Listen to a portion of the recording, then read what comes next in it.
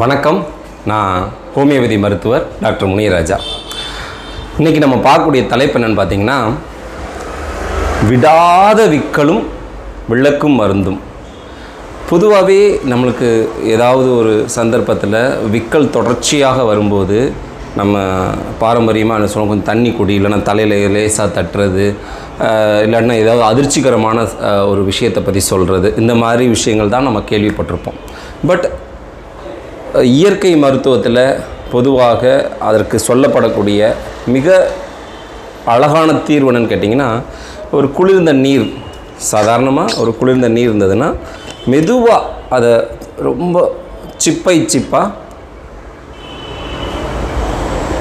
இந்த மாதிரி மெதுவாக நம்ம குடிக்கும்போது இந்த தொண்டை, உணவுக்குழல் போன்ற பாகங்கள் இருக்கக்கூடிய இறுக்கமானது தளர்வுடும்போது அந்த விக்கல் இயற்கையாக குறையும். இப்போ சின்ன குழந்தைகளாக இருக்காங்கன்னா இந்த மாதிரி இருக்கக்கூடிய ஒரு குளிர்ந்த நீர் இருக்கக்கூடிய பாட்டிலை அவங்களுடைய செஸ்ட்டுக்கு பக்கத்தில் மெதுவாக ஒத்துற மாதிரி கொடுத்தோம் அப்படின்னா அந்த விக்கல் இயற்கையாக சரியாகும்.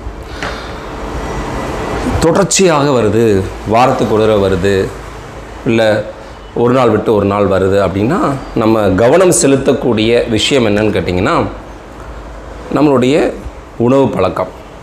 மிக விரைவாக சாப்பிடுதல் கண்டிப்பாக தவிர்க்கப்பட வேண்டும். மிக அதிகமாக சாப்பிடுதல் கண்டிப்பாக தவிர்க்கப்பட வேண்டும். அதே போன்று உங்கள் உணவுக்குழலை பதம் பார்க்கக்கூடிய துரித உணவுகளோ மசாலா உணவுகளோ நிச்சயமாக தவிர்க்கப்பட வேண்டும். அப்போது இதெல்லாம் சரி பண்ணாலும் இயற்கையாகவே அது சரியாக போயிடும்.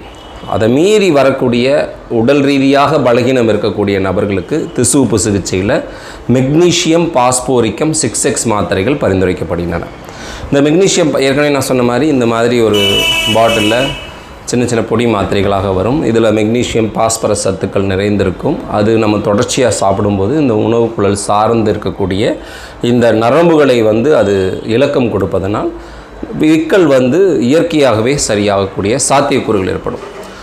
இதை மீறி வரக்கூடிய ஒரு விஷயம், ஃபார் எக்ஸாம்பிள் அதிகமான அமிலத்தன்மை சில பேருக்கு தொடர்ச்சியாக சுரந்து கொண்டிருக்கும், அது போன்ற காரணங்கள், தொடர்ச்சியான மன அழுத்தம், அது போன்ற காரணங்கள் போன்றவற்றிற்கு அவர்களுடைய தனித்தன்மைக்கு ஏற்றவாறு ஹோமியோபதி மருந்துகளை ஹோமியோபதி மருத்துவருடைய மேற்பார்வையில் நம்ம எடுத்துக்கும்போது இந்த விடாத விக்கல் நிச்சயமாக விட்டுவிடும். மிக இயற்கையாக பூர்ண நலம் கிட்டும்.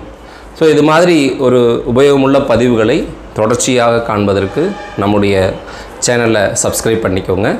நன்றி, வணக்கம்.